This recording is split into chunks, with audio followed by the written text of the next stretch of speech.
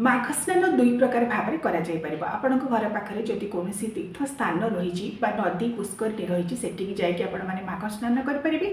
कारण केवल तीर्थ स्थान बोली नुहे जेकोसी नदी पुष्करणी ह्रदे आपण मैंने माघ स्नान करेंगे।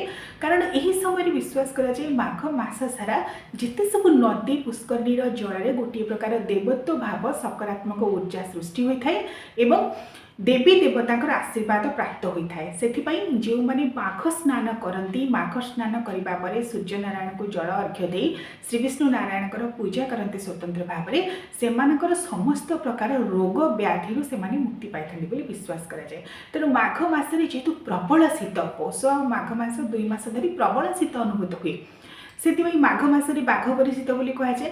तेणु प्रबल शीत कोपर शरीर में जो सब व्याधि गुड़िक सृष्टि हुए ताहा माघ स्नान द्वारा दूरीभूत हुए बोली विश्वास कराए। से आम शास्त्रीय परंपरा में माघ स्नान को गुरुत्व दि जाएगी। तेणु आपण मैंने जदि घर पाखे नदी पुष्करणी अच्छी कौन तीर्थ स्थान को जाकि भ्रमण करके माघ स्नान करेंगे। सूर्योदय 1.5 घंटा पूर्व ब्रह्म मुहूर्त में आपण मैंने प्रथम माघ स्नान करेंगे। जदि घरे स्नान करने को चाहते बाहर को जावाक चाहूना माघ मासर प्रत्येक दिन सकाळे सूर्योदय पूर्व ब्रह्म मुहूर्त में जितेबाला गाधेबे जो बाल्टी आपण मैंने जल नहीं से बाल्टीर जल किसी गंगा जल और किसी धड़ा राशि पकईकि निहाती भाव में स्नान करेंगे। यह द्वारा सबु तीर्थ जलर पुण्यफल सेठारे मिलता है बोली विश्वास कराए। यही मंत्र को निश्चित भाव में उच्चारण करेंगे। ओं गंगेश्च जमुनेश्चैव गोदावरी सरस्वती नर्मदे सिंधु कावेरी जलेस्मिन् सन्निधिं कुरु। अर्थात आपण मैंने जो जल गाधौंट सप्त तीर्थ को सही जल मध्यम आह्वान करेंगे।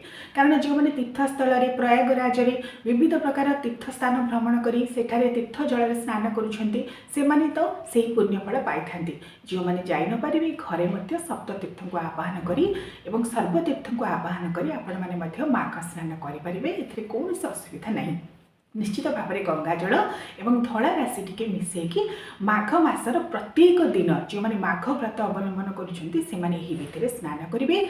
स्नान कर सारा भल भाव में पोछी हो शुद्ध वस्त्र पिंधि सूर्य देवता को जल अर्घ्य प्रदान करेंगे। विश्वास कराए जो मैंने माघ मासरे माघ व्रत अवलंबन कर स्नान करने पर माघ स्नान सूर्य देवता को जल अर्घ्य प्रदान करती श्रीहरि नारायण विष्णुकर पूजा करती से समस्त प्रकार पाप क्षय हुए अशेष पुण्यर अधिकारी से तेणु पूर्व दिग को मुख कर उदित सूर्य उद्देश्य 3 बार जल अर्घ्य प्रदान करेंगे।